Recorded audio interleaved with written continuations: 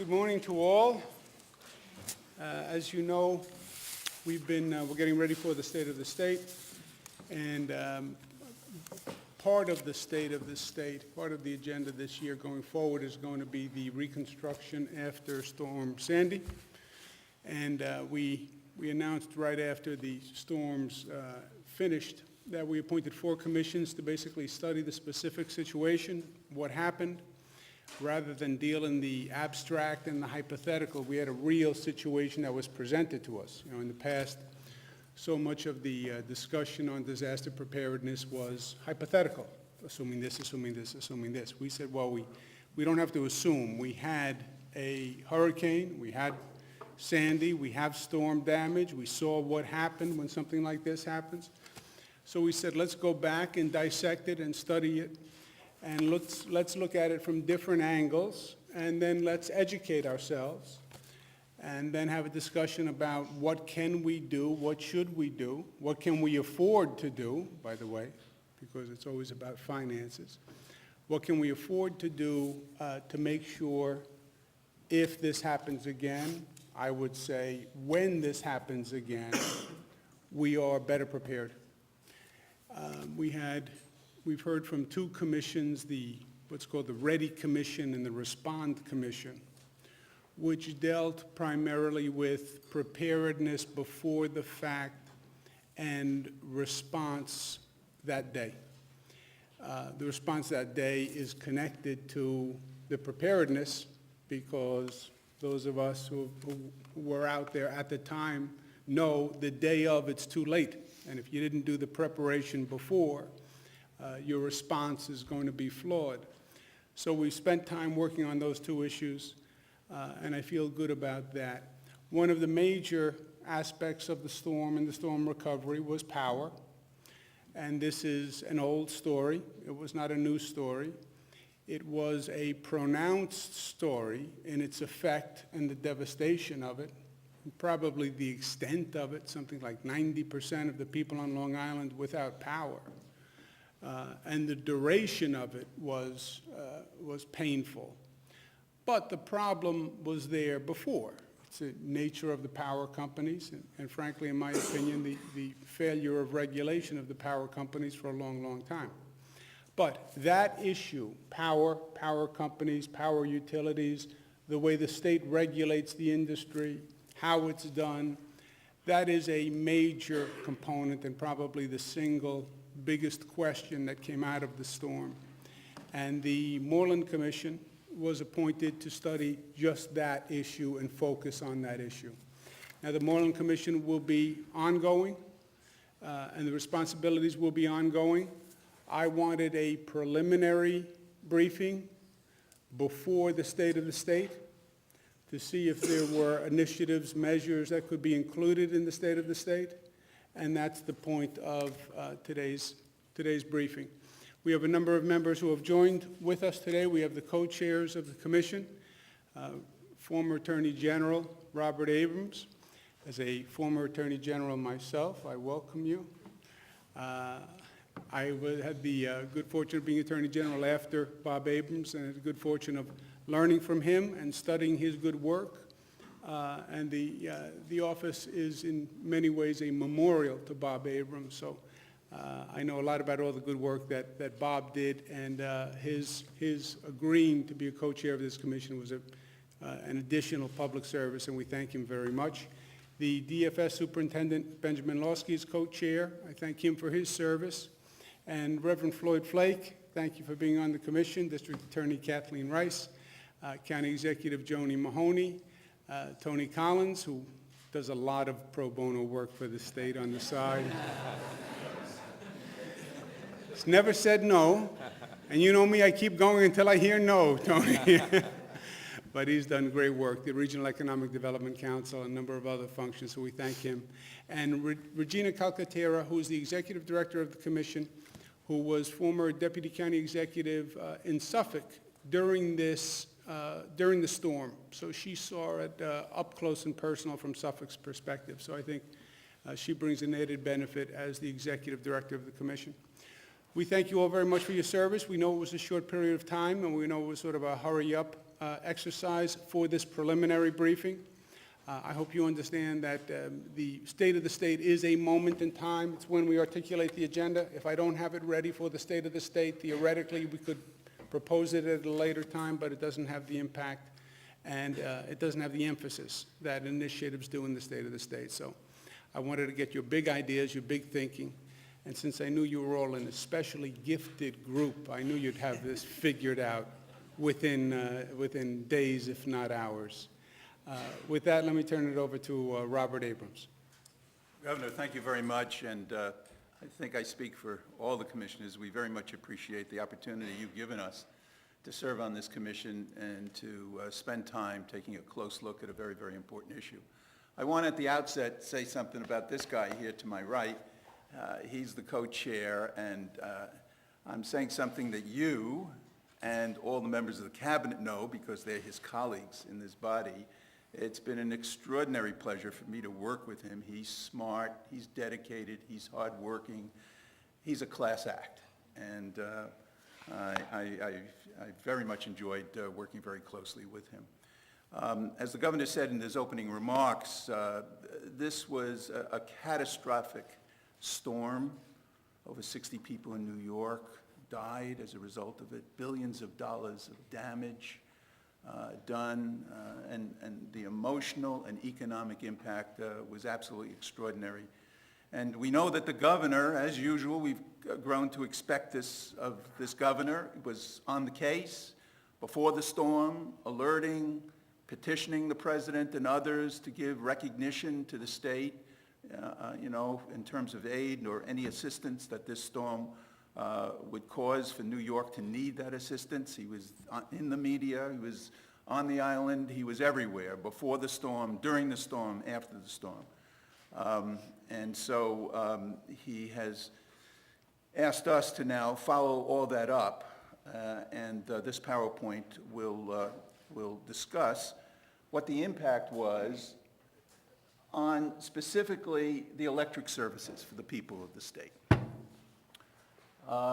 We know that that's such a vital part of the life and the fabric of New York. And this storm, although of historic proportions, was not unique in terms of it being a storm that created issues of preparedness and responsiveness for these utilities. So Hurricane Sandy hits in October of 2012. There were over 2 million customer outages. Restoration took as long as 21 days. The predecessor to that storm, just a year before, was Lee in September of 11. 68,000 customer outages, and the longest period for restoration was up to 10 days. Just a month before that was Hurricane Irene, where over 1 million customers were without power. Restoration took as long as 9 days. And a few years before that was an ice storm in December of 2008, where almost 1/3 customers had outages, with restoration up to 8 days. And so the governor appoints a Moreland commission under Section 6 of the executive law to study and review this entire situation, and the commission is given a mandate. It's twofold in nature: to study, to examine, to investigate and review the emergency preparedness as well as the response of the utilities and the adequacy of our existing regulatory framework, as well as the adequacy of existing oversight and enforcement, and then to make recommendations for reform. The commission went to work very fast. Regina Calcaterra, the executive director, deserves tremendous credit. She hit the ground running, pulled together a lot of people and staff. We had a tough mandate in a short period of time, and they did many things, including sending out subpoenas to 7 utilities and 40 letter requests seeking documents and information, reviewed thousands of pages of documents, conducted 20 witness interviews, held 3 public hearings, and that work is going to continue going into the future. There is a fundamental issue here. Utilities, they're monopolies.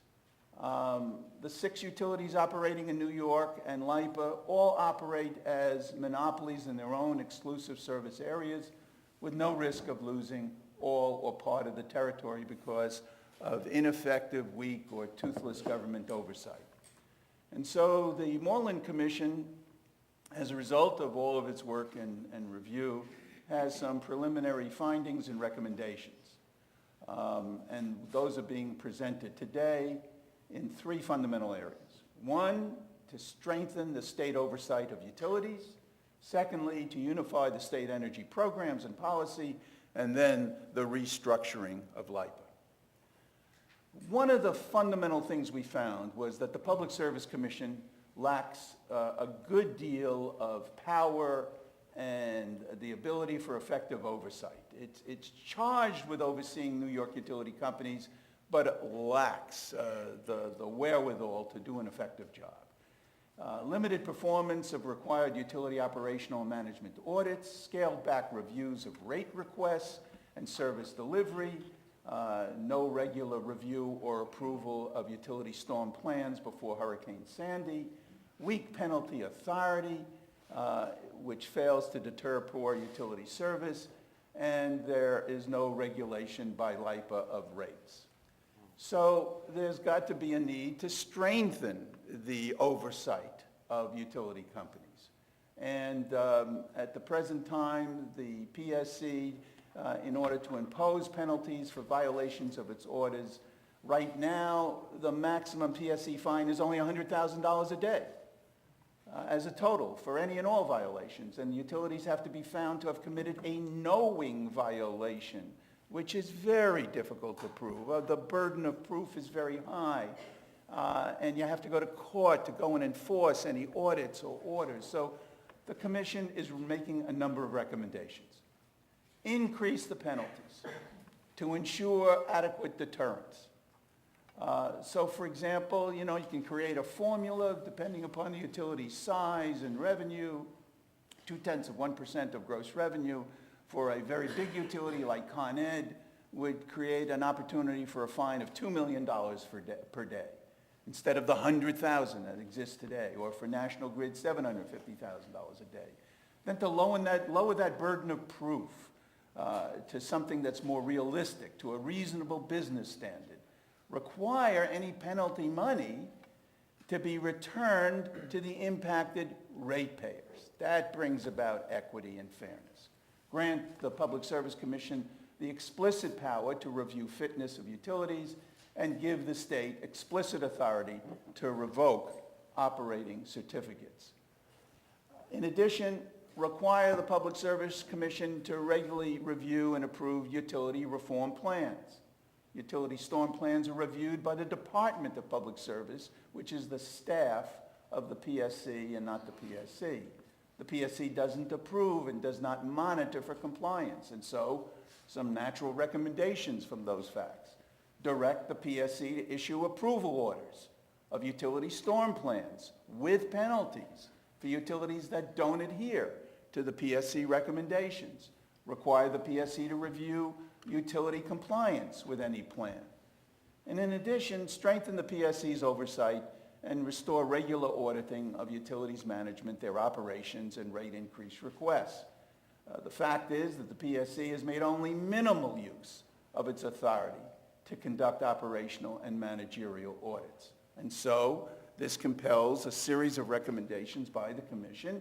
Restore the management and operational audit unit. Require management and operational audits of at least every 5 years. It could be every year, every 6 months, every 2 years, but at the very minimum every 5 years. Require the PSC to mandate implementation of reasonable audit recommendations and create an enforcement unit, a dedicated, specific enforcement unit that will help ensure utility compliance with the laws, with the regulations, with the orders, that can be enforced through penalties. And then finally, we found that there was attrition and diminution of staff at the PSC over the last number of years. And so the Commission is authorizing a beefing up and expansion of the staff, more engineers, more auditors, and more attorneys. And then fifth, there's got to be a need to, well, first of all, okay, this now slide talks about another subject area, which talks about the investment programs, unify the management and structure of DPS and NYSERDA. We've got some entities in the state that do very important clean energy and efficiency work, and they're heralded all over the country. But they're not perfect. There are some imperfections there, and that's what this slide component refers to. Right now, the DPS and NYSERDA run some competing and overlapping green energy programs or have responsibility for them, and it leads to duplication, to waste, some confusion, and NYSERDA and the Department of Public Service happen to draft separate disaster response plans with inadequate coordination, and so come the following recommendations. Unify the management of DPS and NYSERDA, synchronize clean energy program administration to bolster both organizations' ability to meet core functions. Combine staff related to energy markets, policy, planning, and emergency response in a single location. So these are some of the things that that we're recommending today. And now I want to turn to my colleague, the co-chair, Ben Lawsky, who will talk about the restructuring of LIPA. Well, thank you, Bob. And first, Governor, thank you for appointing this commission. I think we all realized after the storm the real human toll the storm took, and the commission has undertaken its work with a real seriousness and diligence under your leadership. I do want to thank Bob Abrams, who is just truly a model of public service for so many of us. And I want to thank all the commissioners. They're obviously incredibly important people with lots of other things to do, and it was it was great to work with all of them and realize how much each of them was willing to put into this. And lastly, but not least, Regina Calcaterra killed herself, to be honest, and it worked incredibly hard. She has a wonderful staff, and we could not have done the work we did without her. Obviously, early on in our investigation, we have focused on LIPA because there was such poor performance out on Long Island, and the toll was incredible out there. And as we looked at LIPA, what we realized was the heart of where they went wrong, and the key to many, if not all, of their problems was a fundamental dysfunctional management structure, where the ownership of the transmission and delivery lines and the operations of the transmission and delivery are separate and divided.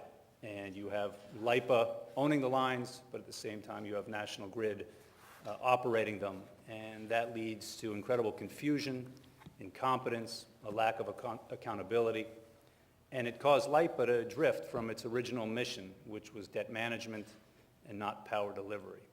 It created a real problem where resource and capital investment decisions made by LIPA staff were done using consultants, not utility managers actually running the system. And last but certainly not least, and very important given the outline Bob just gave about the importance of the PSC and beefing up the PSC's oversight powers, LIPA is not subject to PSC oversight. Now, when you then apply those problems to storm preparation and response, it became very clear that this dysfunctional management structure led to operational and communications, a huge disconnect between operational and communications between LIPA and National Grid, and really resulted in a very inadequate response. LIPA had failed to implement past state recommendations. For years and years, they had had recommendations from different consultants and from the DPS itself that they should upgrade their outage management system, and they did not do that. It is still unable to deal with large-scale storms. It is still, Governor, using a computer system that is from the early 80s and computer programming called COBOL, which I think my mother used, and she retired 10 years ago. They also were recommended to improve communications with the public repeatedly, and LIPA failed to do that. They failed to change their communication system, and it caused it to be unable to provide accurate outage information and restoration estimates, and this was really one of the true terrible failures during this storm, Governor, where people just did not know what the future held from them, and it was a very, very terrible situation. And given all these failings, and there are many more that are outlined in the lengthy report, can't go through them all here, the Commission found very clearly that the only option is for a fundamental change. It's for a complete overhaul of LIPA and how power is delivered on Long Island. We looked, once we decided that, we have looked at 3 possible restructuring options. The first one, an investor-owned utility, privatization, where a private utility will purchase LIPA's assets and serve as the sole utility manager.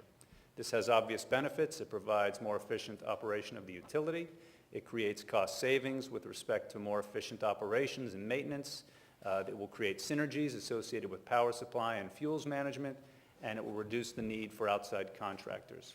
It will also subject LIPA to PSC oversight for the first time, and not only of rates, but of service quality. There are, of course, risks. It's a complex transaction. It will take some time, but there are many benefits to it laid out in our report beyond those listed here. The second option we considered was expanding state authority, having LIPA assume authority to manage the system and operations itself, get rid of National Grid in effect. LIPA's solely in charge. There were certain benefits potentially for that. It would provide accountability and clarity in management and communication, get rid of that divide.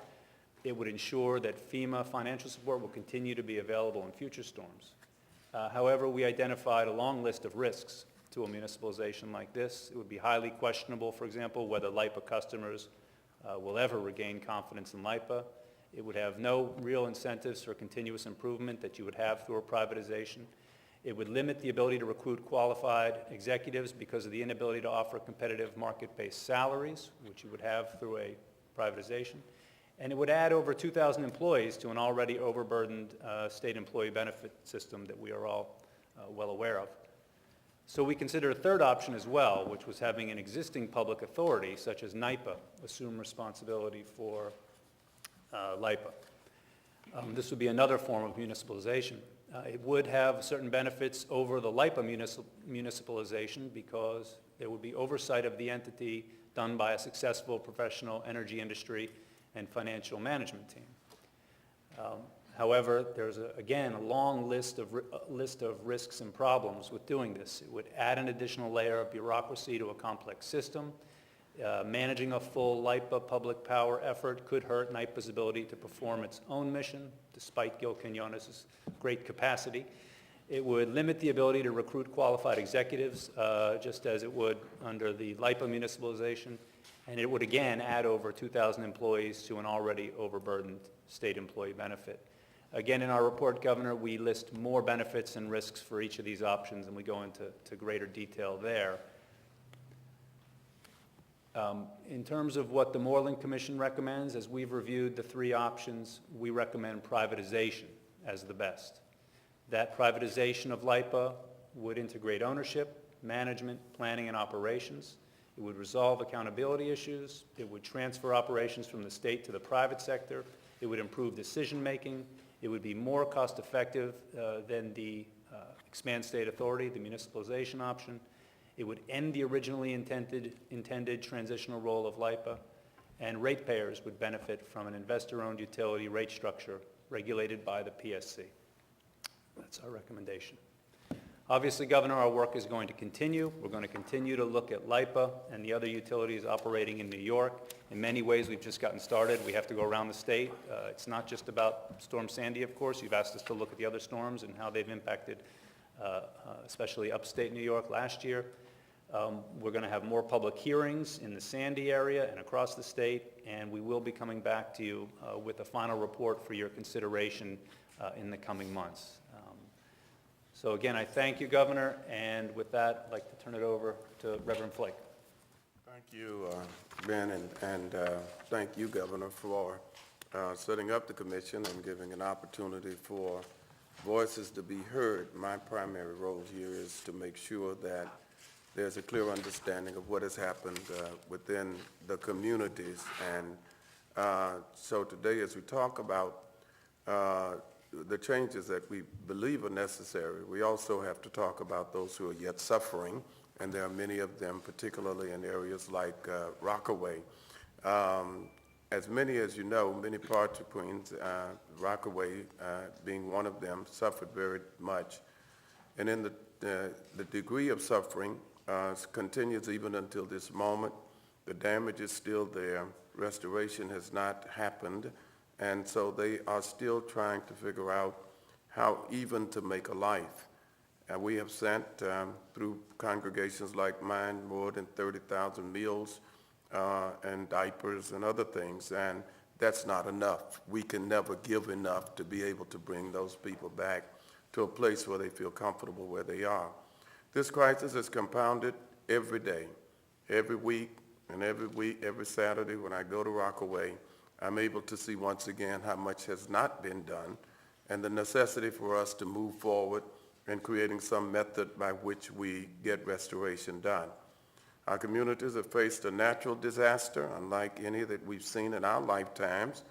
And I'd just like to add, it has taught us some things about life. Living 2 weeks with your wife and without lights and gas is not an easy thing to do. Just thought I'd put it in the notes because I'll never forget it. I believe you've mentioned it at every hearing, too. And I have mentioned it at every hearing. And so this disaster is one that I do believe that we must work hard together because we realize that most of us got the worst service. I live in Nassau County, and the response was certainly not one that we could have anticipated, believing that LIPA and other entities had the resources to make a difference and to make it in a shorter order. Many of our friends and family members, neighbors, went without light and without heat for weeks. LIPA could not get there, couldn't get its act together, could not show up. And even when they showed up, many times they were there for a few moments and then they disappeared. The Moreland Commission's findings presented today validated what many of us saw on the ground in our neighborhoods, that LIPA was totally unprepared to deal with the message, to deal with the conditions, and to massage the outages and make it possible for people to receive the service that they deserve. On behalf of those New Yorkers who lived through this disasters and debacle and had to suffer, I am pleased that this commission is in place. This commission is working diligently to make sure that this does not ever happen again. And so we recommend our recommendations, which have already been presented, we believe address many of the systemic problems that has led to the crisis. And by commending more aggressive oversight, penalties for LIPA, other utilities, the Governor's Moreland Commission is taking the right steps to make sure that the communities will not have to live through this kind of crisis ever again in life.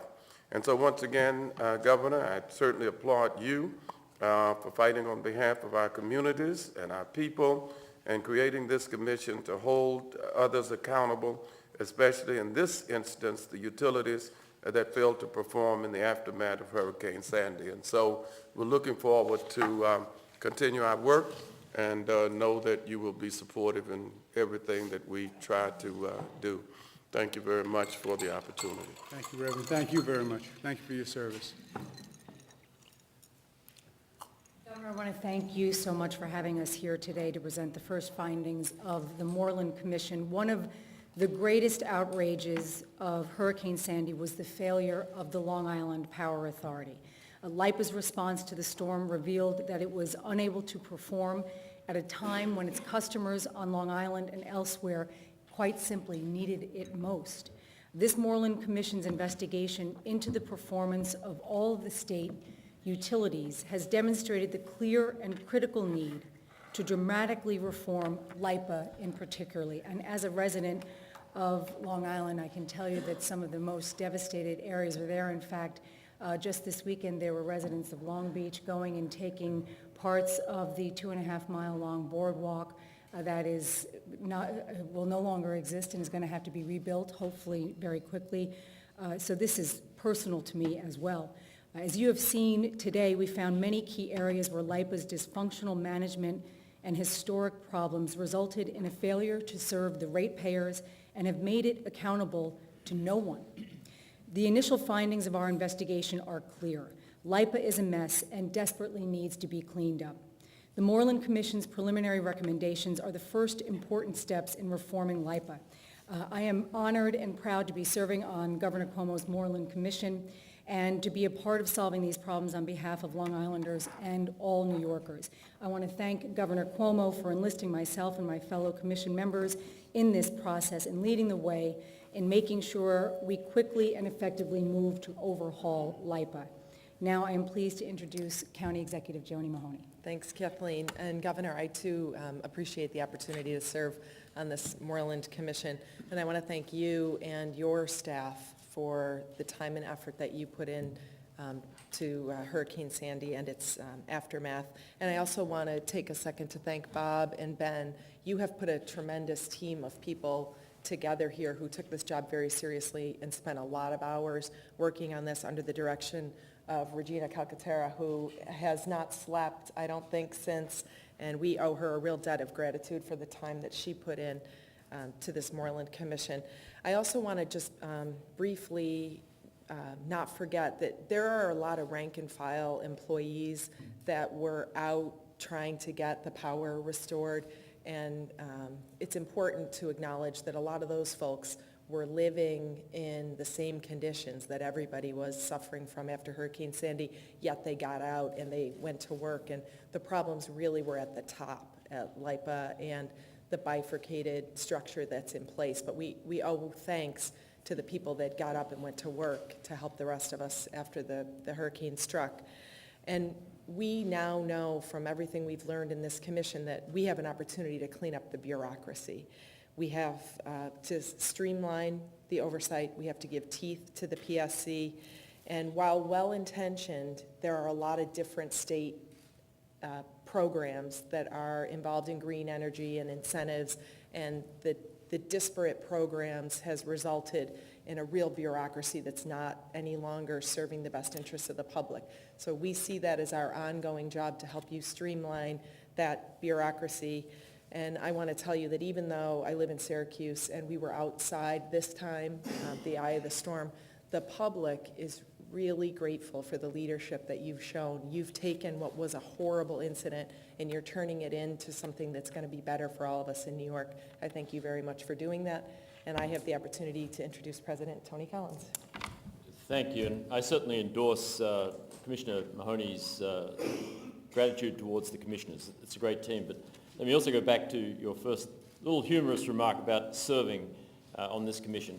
It is a privilege to work for you and your team to move New York State forward. I mean that very sincerely. It's a time of renewal for New York, and for us to be involved in it it's a privilege.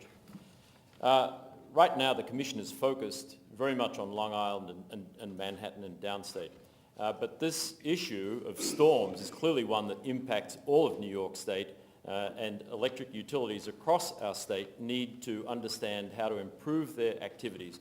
And so our commission is going to move forward and hold hearings, move into upstate, and we're very conscious of the fact that our recommendations are not just focused, as they are appropriately focused right now, on LIPA and Manhattan and the small downstate area.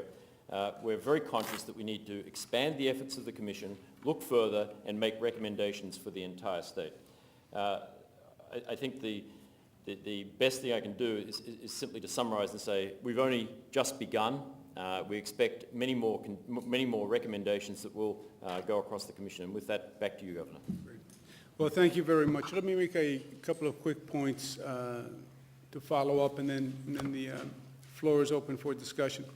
First, let me commend you on a really, frankly, a shockingly thorough product in a very short period of time. It's obvious that a lot of you who have worked very long, and Regina hasn't slept in a long time, because it's a lot of good work in a very short period of time. So I thank you very much for that.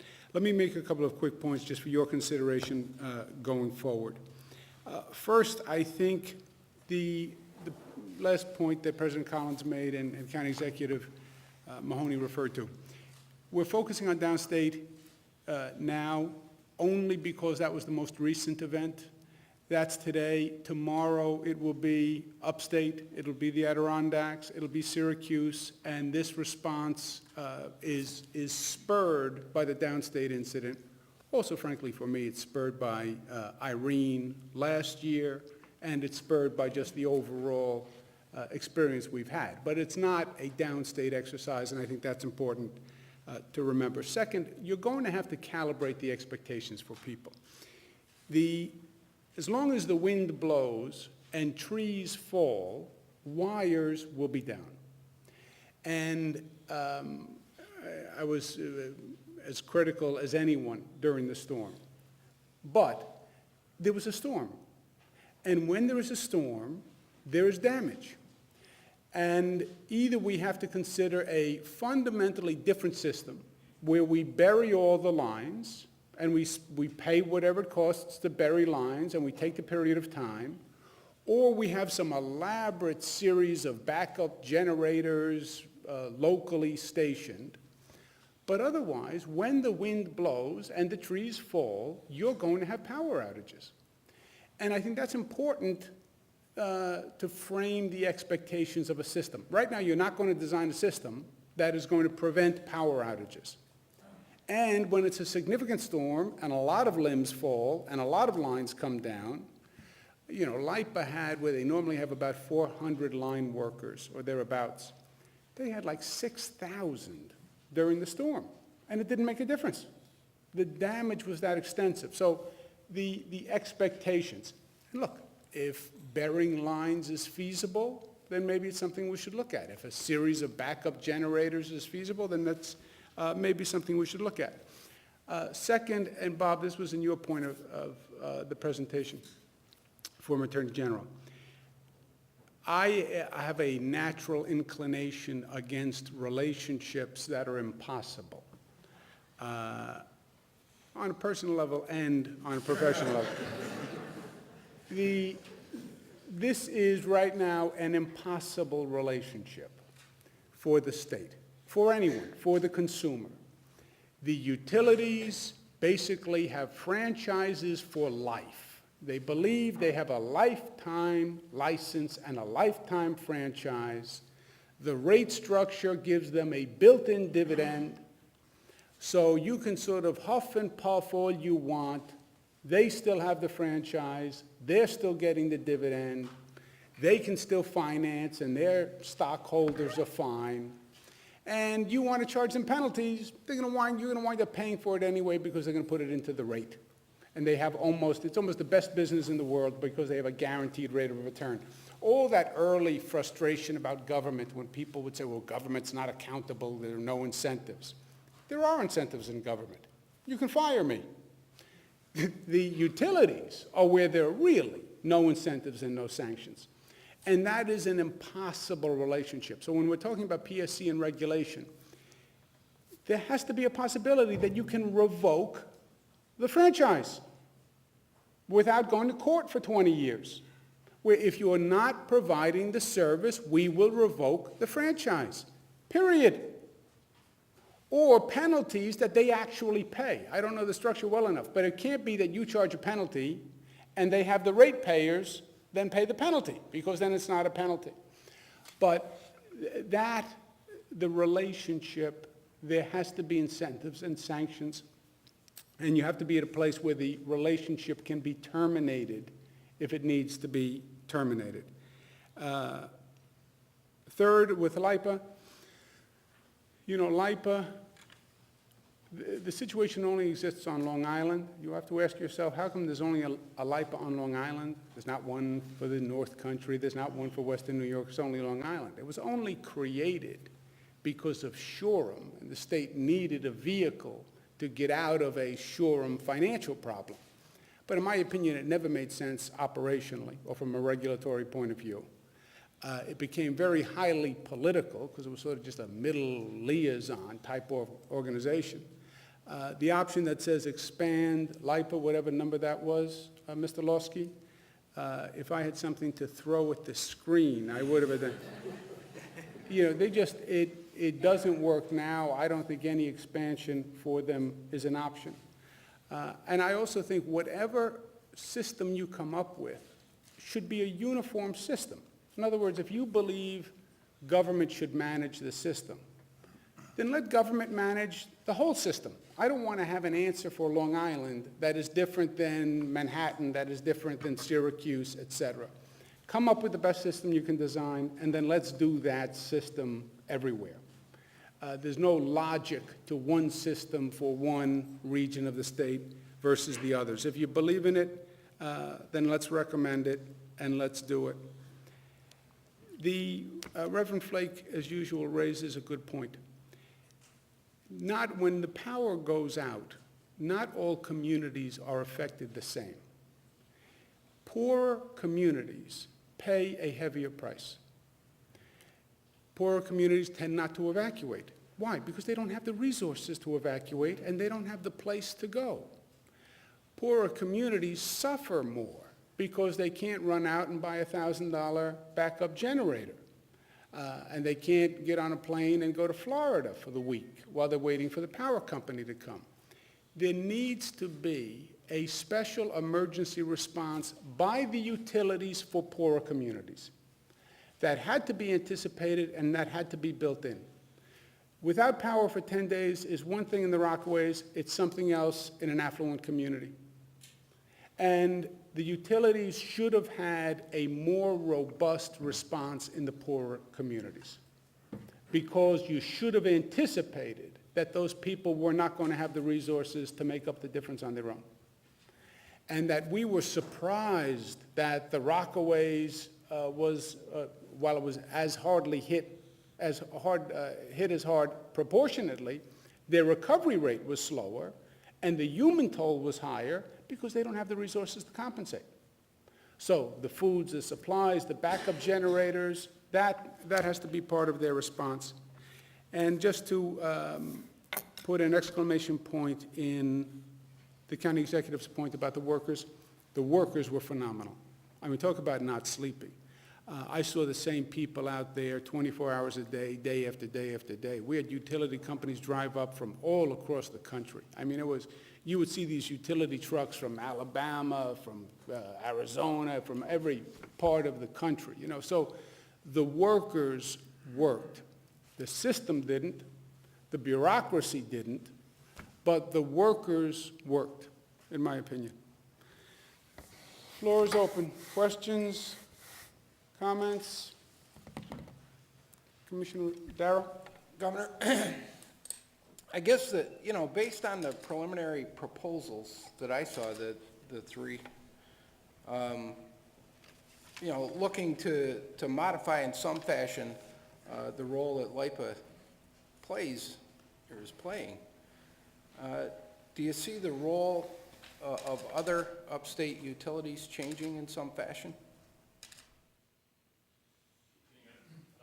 Representative, I was very encouraged when NIPA was discussed about perhaps increasing their role, that I was expecting to be the kind of advocate for the North Country and Western New York in terms of let's make certain that NIPA stays untouched in its commitment to those regions. Well, it was the other 9 commissioners almost unanimously jumped up and said, we have to make certain that we protect the existing commitments of NIPA so that either in Western New York or the North Country, NIPA continues to honor its obligations and operate in exactly the same way. So if NIPA was involved any further on Long Island, it would not be to any disadvantage of existing commitments or operations in the North Country or Western New York. That's clear in the report.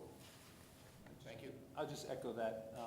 We did find that whatever option gets chosen, there needs to be a real transition period. If the privatization, for example, goes forward, which we recommend, there's going to be a time of transition. And we do think that NIPA can be very helpful potentially during that transition. DPS should be as well, because we could have a storm next year. It could take a year to do a change, and they have to be preparing now. So I think That's why NIPA's role is so important potentially, and at the same time, we have to make sure, as Tony said, that NIPA doesn't get sucked away too much from its really important role upstate, and we think that can be accomplished.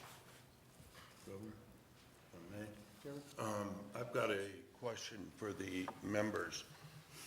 One of the things that goes on with these storms is we compete with other states for crews to come in and help.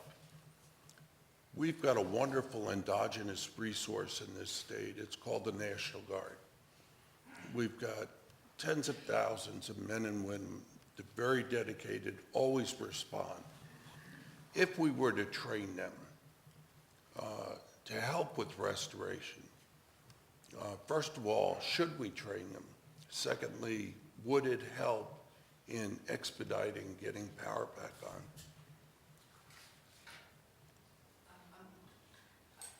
That's something I'm sure we would be willing to look into as the commission goes forward, but as the governor just said, I know we compete with other states for response teams, but that really wasn't the issue here. We had idle responders because of the oversight issue and the issues that involved communication, and those issues being solved once and for all, I think can make it possible so that we can solve, storm restoration with properly trained utility workers that already exist.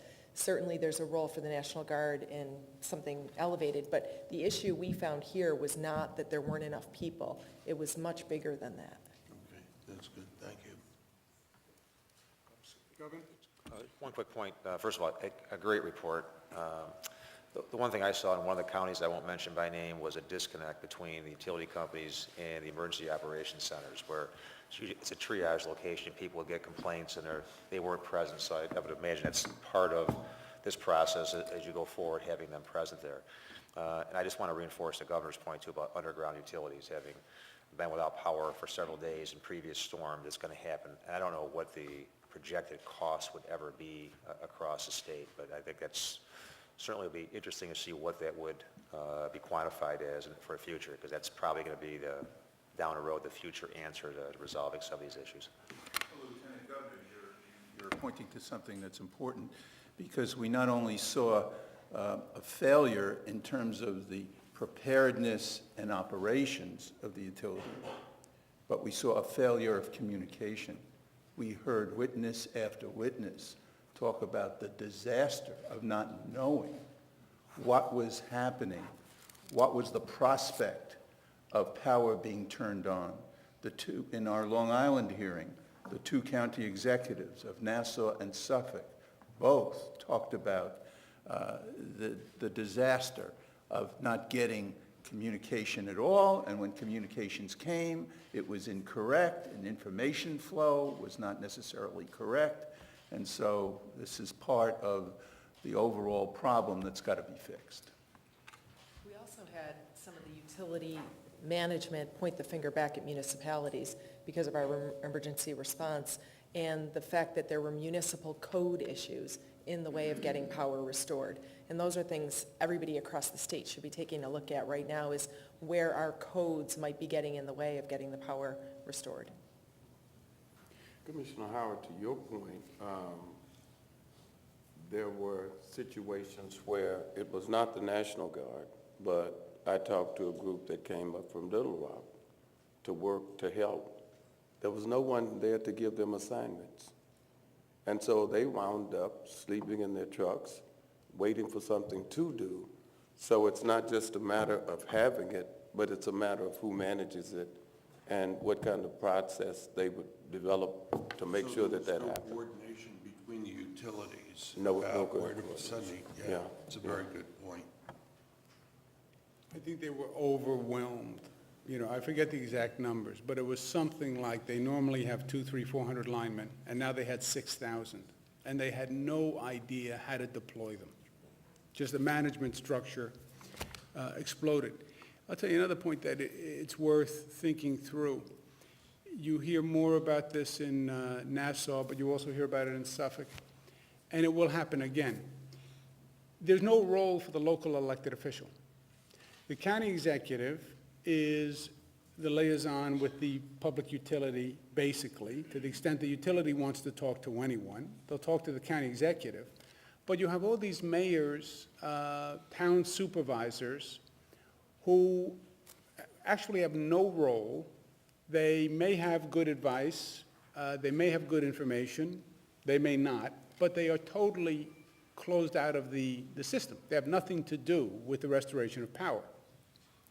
It's incredibly frustrating for the local elected official because the local mayor is getting 9,000 phone calls, what's going on? The mayor doesn't really know. The mayor wants to help, but there's no way to help, so the mayor calls the county executive, and the county executive says, I'm not running anything, I'm just pushing them as hard as I can. Is there a role for the local elected officials, which would have had to be set up before the fact? Because there will be mayors who would say, if they powered this substation, I could have told them, if they powered this substation, it would have done this part of town, and that was the part of town that had the hospitals and the nursing homes. Instead, they went to this substation first. So I think there is a value for the local elected. But in the midst of the crisis, you're not going to figure out these protocols and ways to actually loop them in. So that would have to be done before. Any other questions? When is the next phase? Do you have a date for the next phase of the? 24 hours from now. Can you be back tomorrow is what we were thinking. Gina doesn't let up. Well, this is exactly what we wanted. We needed some big ideas and some big thoughts for the state of the state. This, you didn't have the opportunity to sit in on the other presentations, but it dovetails very nicely with what we heard from the Ready and the Response commission. So you can see how it's all coming together. This focused on power because the nature of this storm focused on power. But I'll tell you, you could have had a different weather pattern or a different type of storm. This could have been fuel delivery, could have been the transportation system. I mean, it is amazing how fragile our entire society is.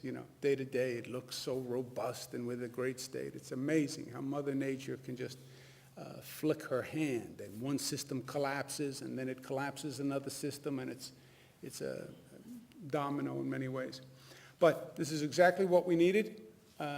Thank you, Mr. Chairman. Thank you to members of the commission. Let's keep going, and we have what we need, I think, for the state of the state. Any questions from the press? Governor, just to jump back to Con Edison for a minute, it says in the report that the state PSC didn't have oversight over storm plans. And that's frankly pretty amazing to hear that. Do you feel as though the state should have an increased role specifically in disaster preparedness? And is there a disconnect with that and then, for example, privatizing LIPA, which would presumably give the state less control?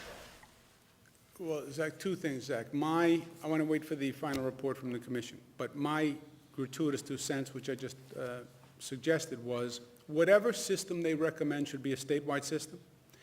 Long Island, there's nothing particular about Long Island that it should have one power delivery system, and New York have another, and Western New York have another. So if it design the best system you can, and then we will do that everywhere.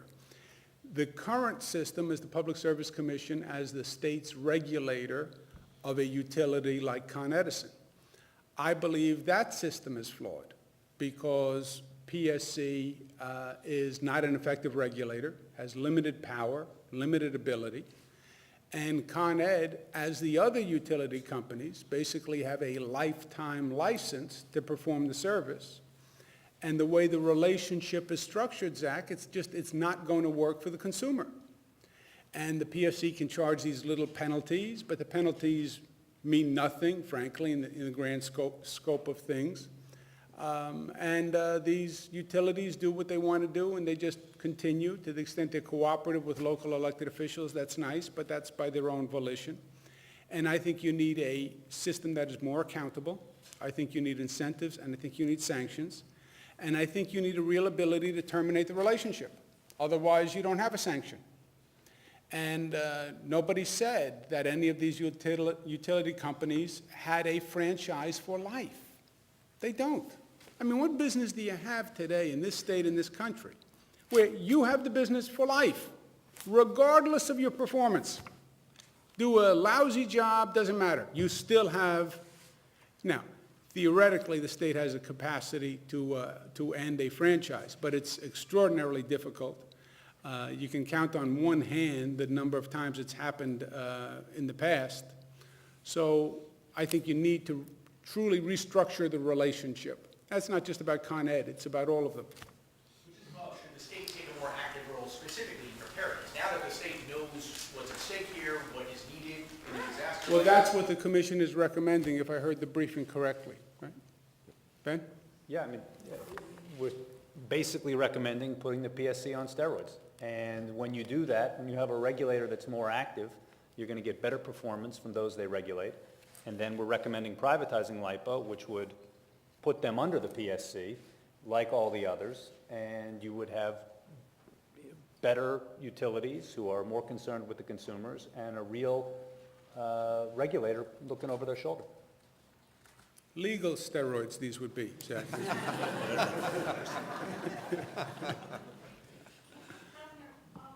LIPA overhauled 2 years earlier? Wasn't there enough evidence? There's something called political will. Why haven't a lot of things happened? Why haven't we passed gun control in this state and in this nation, right? Well, it was so obvious. Well, a lot of things are obvious, but you need the political will to change them, and sometimes you need an event that galvanizes public opinion to actually move the process. Governor, in the last 2 years, though, you would have been the one who had that political will, and you have. This was the focus of LIPA, where you have, appointees that can go there. Why, do you feel that you have any blame in this at all, where LIPA is at this point? Absolutely not. Why is that? Because LIPA was flawed from inception. There's nothing you can do with the existing structure. There's nothing, Last 2 years couldn't have been. whether it had 10 people on the board or 14 people on the board, you think that was a difference? It was a flawed relationship. It was a flawed structure. And by the way, it's not just LIPA. I believe it's all these utilities. I believe it's the PSC. You have an ineffective regulatory structure in this state. The utility companies are very powerful, and I think the system has been skewed in favor of the utility companies. And I understand their power. I understand their power in the political process. I understand how effective they've been in crafting legislation and regulation. I understand why many administrations haven't wanted to get involved in fighting with the utility companies. But the structure of LIPA didn't work. The structure of the PSC didn't work. I think we now have a moment where the people get it. People understand it. That's why we wanted to move very quickly after Sandy, because you'll see my memories are fleeting and they're changing and other things will come up. But right now, I think they get that this relationship has to be restructured. It doesn't work for the consumer. Works great, this relationship, for the utility company. They don't want a divorce. The consumer wants a divorce. Governor, you had a relationship with the governor who created LIPA. Did you at any time suggest that the structure was flawed? We didn't talk about these things at home.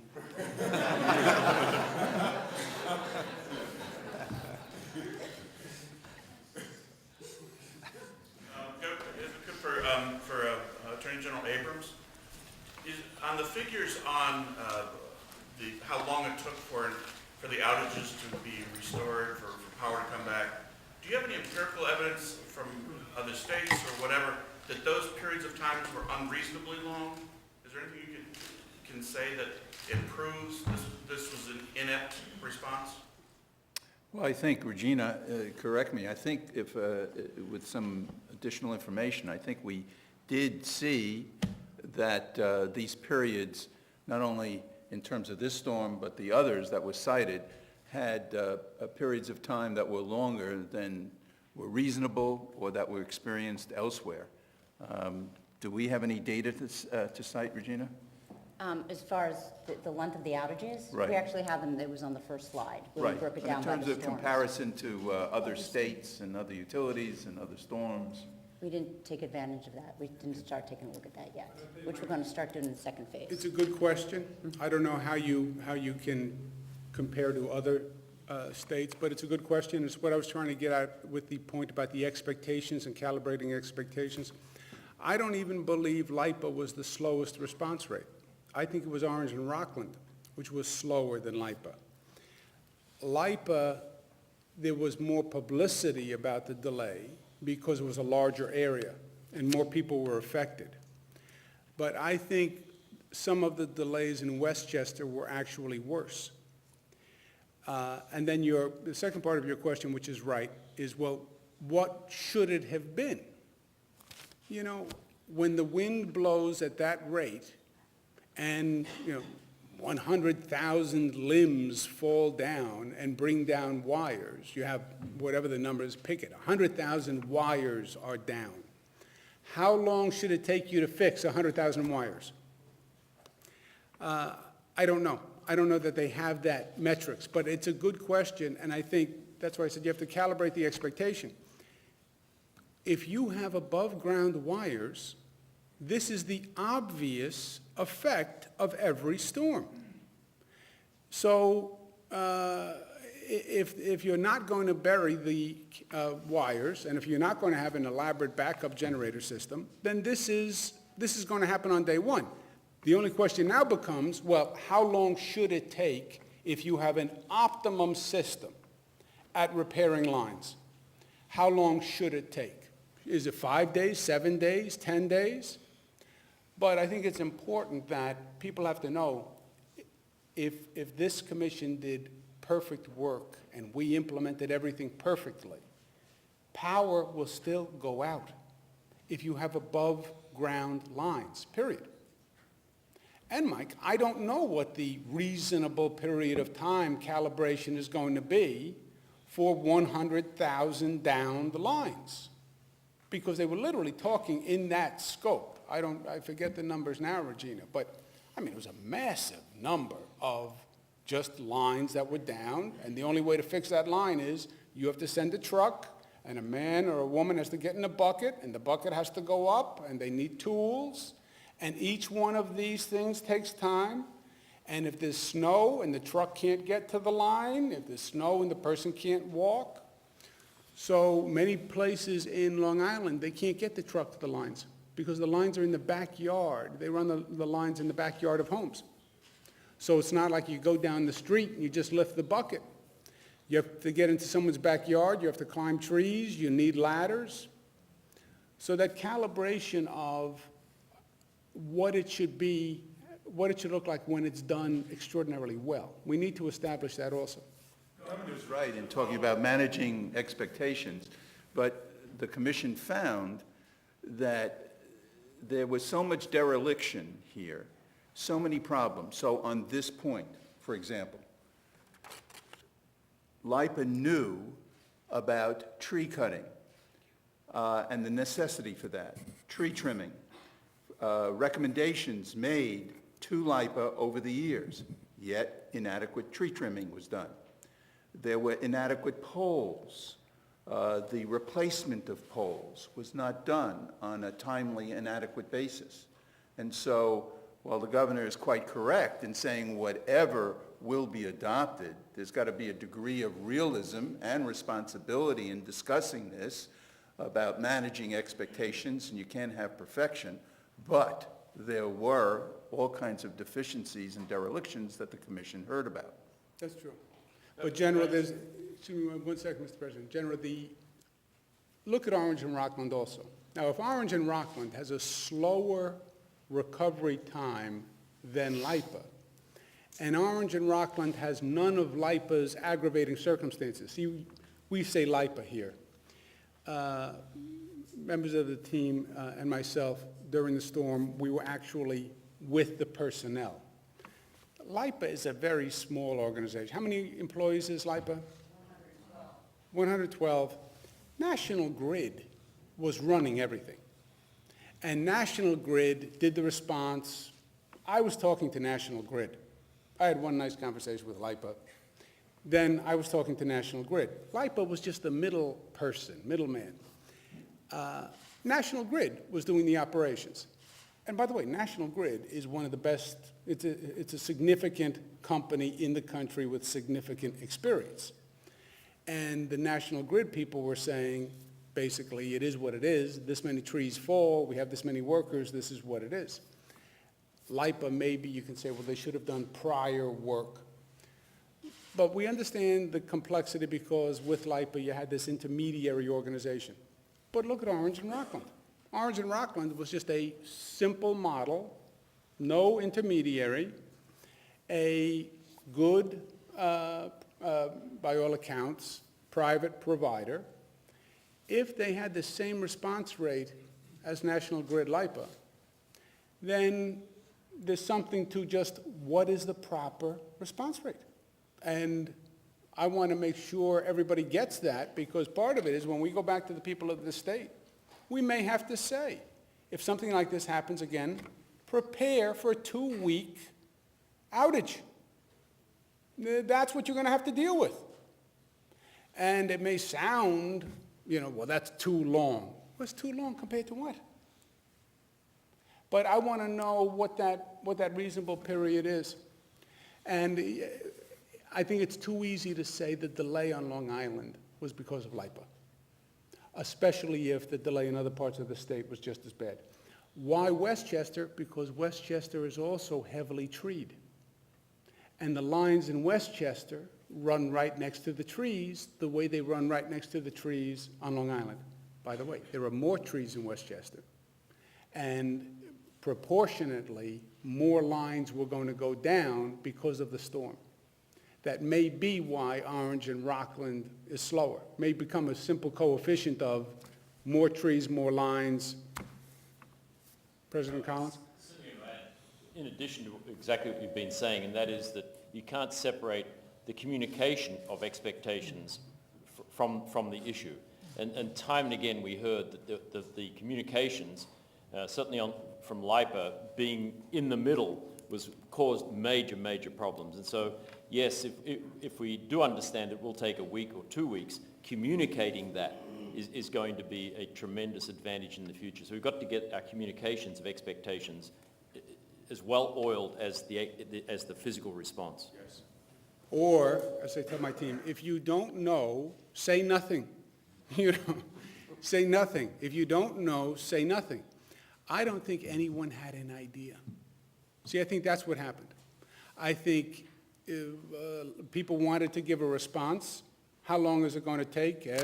72 hours. I think they were I don't think anyone had a good idea because nobody had been there before. And nobody had seen this scale of damage, and nobody really had a good sense of what the rate of repair was going to be. Governor, before the Christmas week snowstorm, I believe it was Director of Operations. Excuse me one second, Casey. Yeah. Nobody likes to say, I don't know. I practice saying, I don't know. I do it all the time. Sometimes the truth helps. I'm sorry, Casey. That's all right. Before the Christmas week storm, the Director of Operations, I believe, sent out a letter to the various utilities saying, give us your emergency response plan.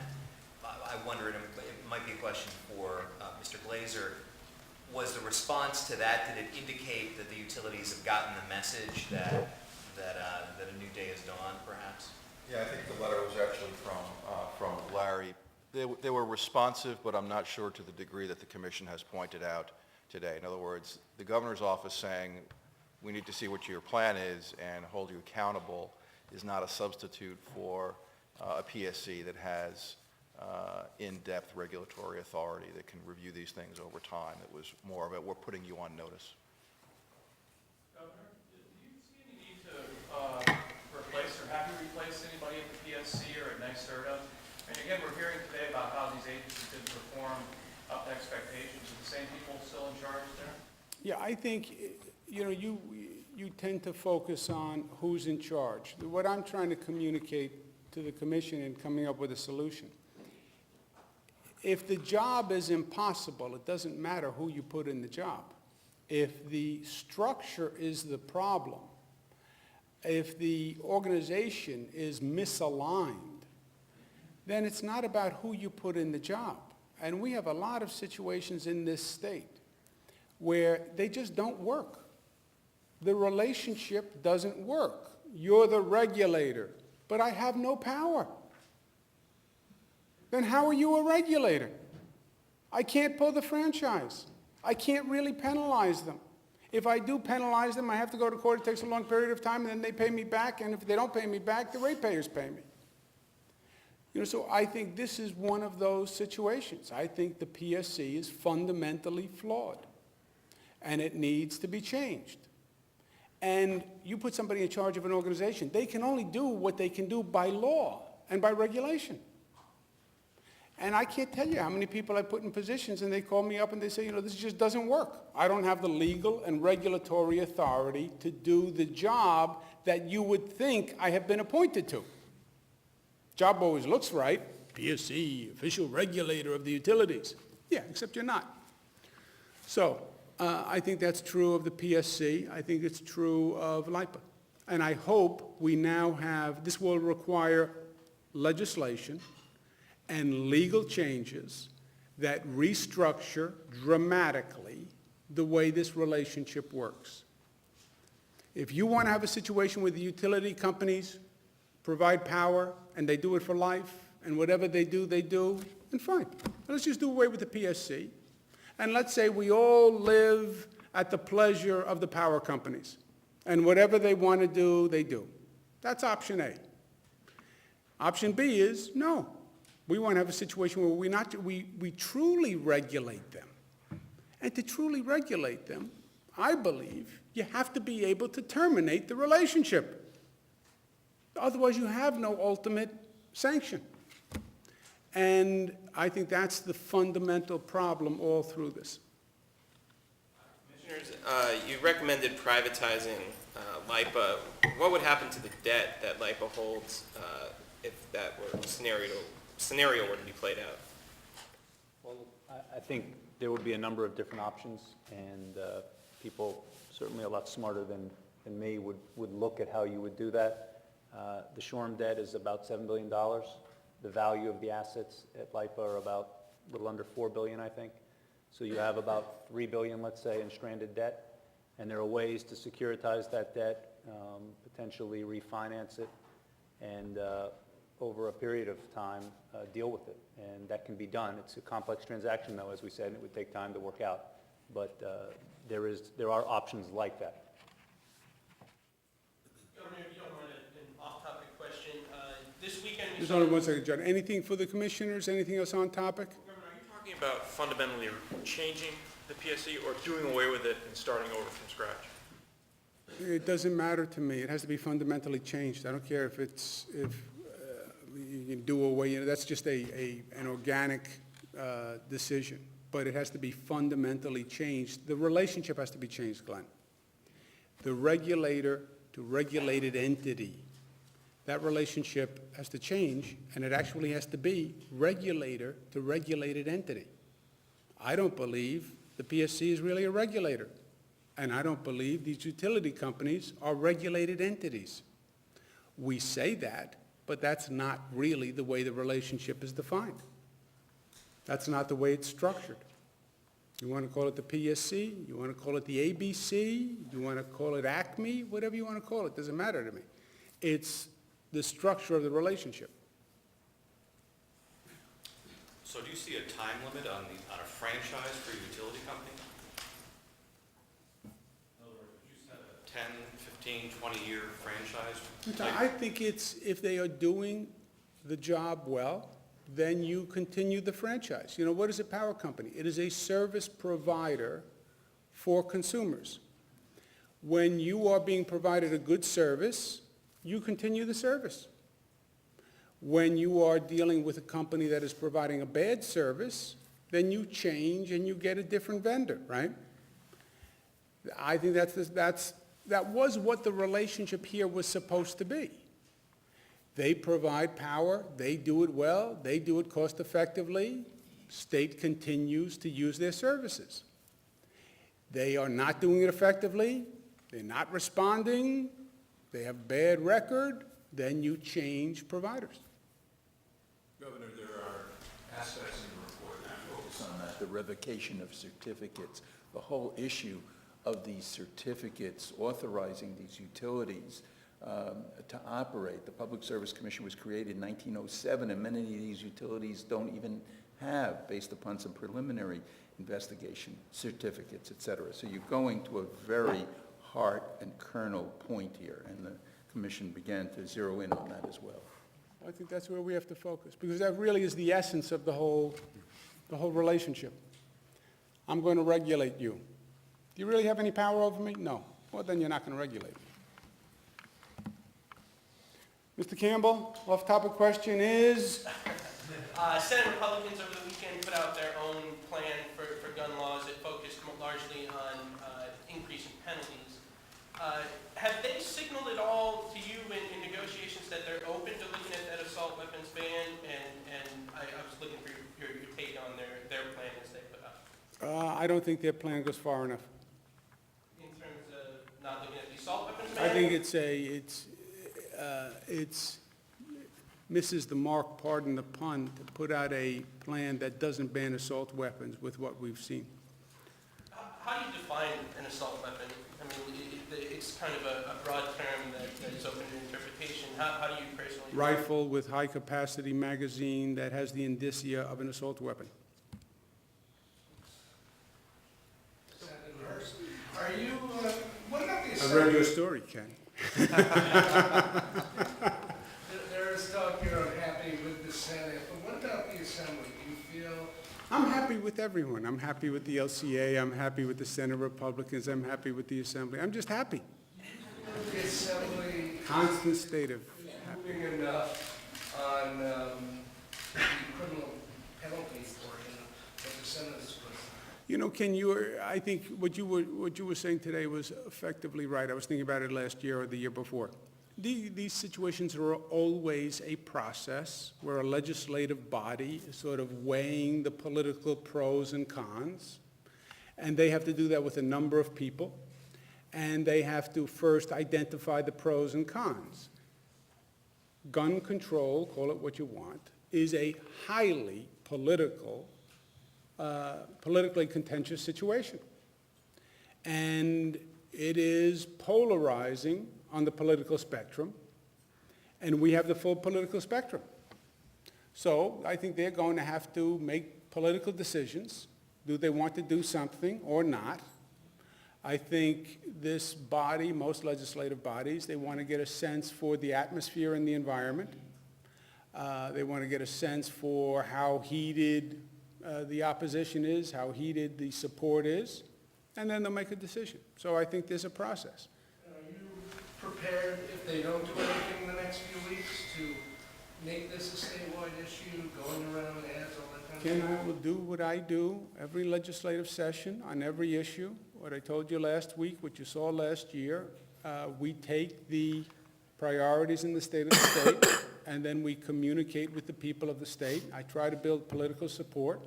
I believe if you build political support among the people, then the politicians follow. I think if you look at the track record we've had, that's the way it's worked. You introduce a proposal, everybody, legislative types, wait to see what happens. Does the balloon go up? Does the balloon go down?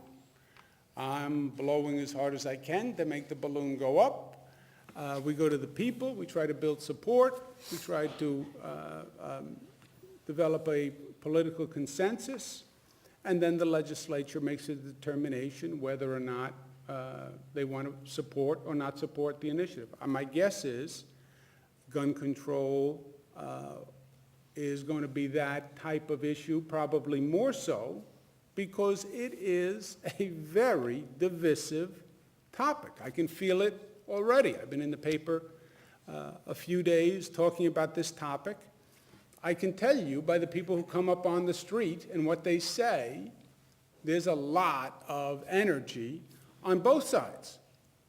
You know, some people are vehemently against it. Some people think we've lost our minds by not passing it. Another controversial issue, public assistance beneficiaries, as I think you know, can now access their benefits through ATMs bars, strip clubs, and other places that some legislators think they ought not to be able to access their benefits from. I'm wondering what your position is, and I believe the Senate passed a bill on that matter. Eric, I haven't really looked at it. I saw I know that the issue you're talking about, but I haven't really looked at it. Governor, would you be open to the idea proposed this morning by Senator Liz Krueger and Bill Samuels from the New Roosevelts to have a licensing fee on the new casinos that would fund public financing of campaigns? How do we fund education? That would be in addition to the money they're saying that would go to education. This would be separate. This would be additional licensing fee that would provide about $56 million for public financing, not touching the education money. You know, we'll do a budget, Mike, but we have to fund education, we have to fund roads and bridges, we have people who need homes in the Rockaways, they have to be funded. We're rebuilding from Hurricane Irene, we have to finish doing that. We have a lot of important issues. And an individual legislator can have their own particular interest, but at the end of the day, you know, we have to fund a lot of top priorities.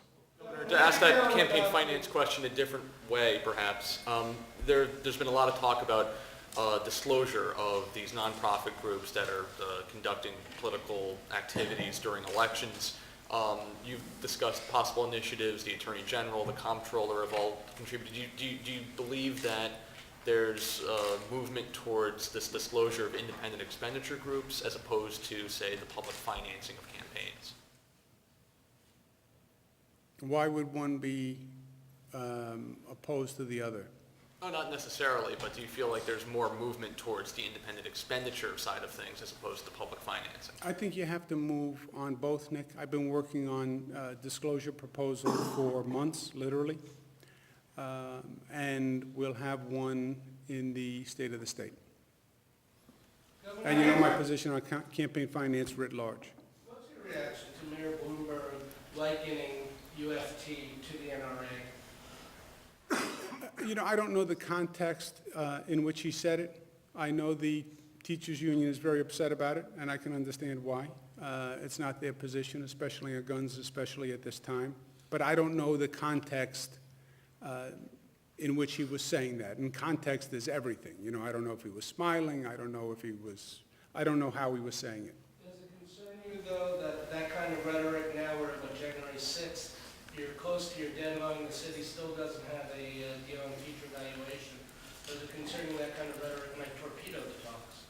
You know, I don't think it's too important an issue, Ken, for either side to let one comment make a difference. I do a lot with Mayor Bloomberg, and I know he's much too level-headed to let one comment or one advertisement stop him from doing what's intelligent and right for the people of his city.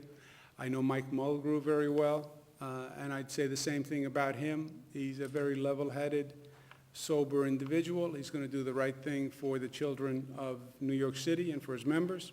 So they wouldn't let a tiff or a political ad make any difference. This is a big, big decision. We premised this year the state aid, increase in state aid on a school district having their teacher evaluation plan in place. We've been talking about having a teacher evaluation plan for years and years and years. Never happens. We said this year, if you don't have your teacher evaluation plan in place, you don't get a 4% increase. That then put an incentive, a sanction to the proposal. New York City is one of the few districts that has not yet come to terms on the teacher evaluation plan. And it's between the mayor and the union, the UFT. And they have, whatever they have, about 10 days left to do it. And they just had a stressful situation, we shall call it. But they have 10 days, and I'm hopeful. And it's a lot of money. It's a couple of $100 million on the table. Have they asked for an extension? No, but they don't need to bother to ask for an extension because there will be no extension. Governor, on that note, what can you do as a student's lobbyist to make sure that either money doesn't get cut off from the classroom or to make sure that these evaluations are in place if the deadline passes? Well, I think we're doing what we said we would do as the student's lobbyist. by this provision in the first place, which is working.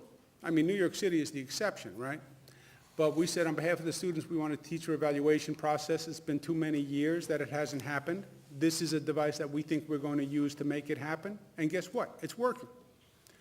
Obviously, I'd like to see it work in New York City also, but there's also 10 days, and the sides are communicating. So let's see how it goes. Is there anything else in the next 10 days you can do? Yeah, well, it's fundamentally up to them. I mean, it's up to them. But it is 10 days, you know.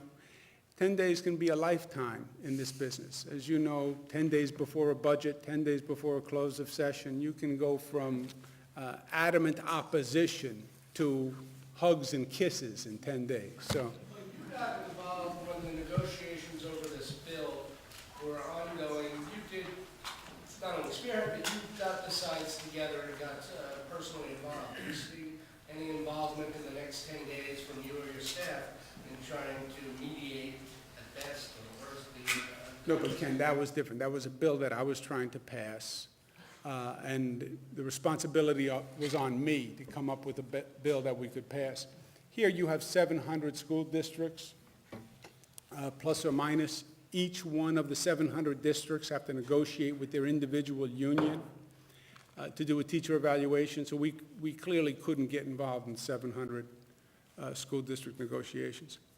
Governor, I'm sorry to jump back to the PSC, but Buffalo is done, I believe, on the teacher evaluation. the PSC, There's no linkage between you leaving and them getting it done, Tom. the PSC, regulates more than just power companies. Does your same message about, they shouldn't think they have a franchise for life, does that also extend to telecommunication companies, cable television, all those other entities they regulate? We're talking about power companies now. There's a different history, different relationship with the power companies. I don't know that we have the same type of problems in the other areas. Governor, can I just clarify one thing on the teacher evaluations? You said that the evaluations have to be in place. Does that mean that teachers this year in the 12-13 school year have to receive an evaluation under that system? Or can they wait until next year to actually evaluate?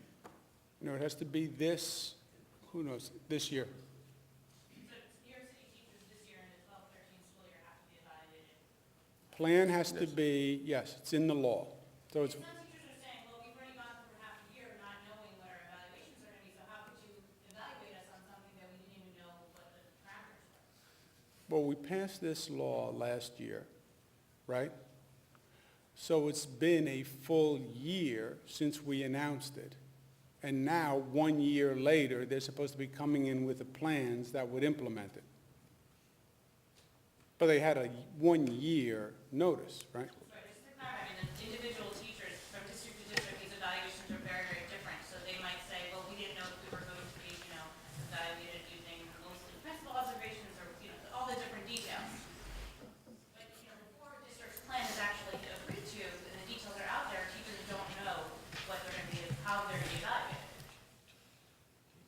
Yeah, I don't know. Does anyone know what the question is implying?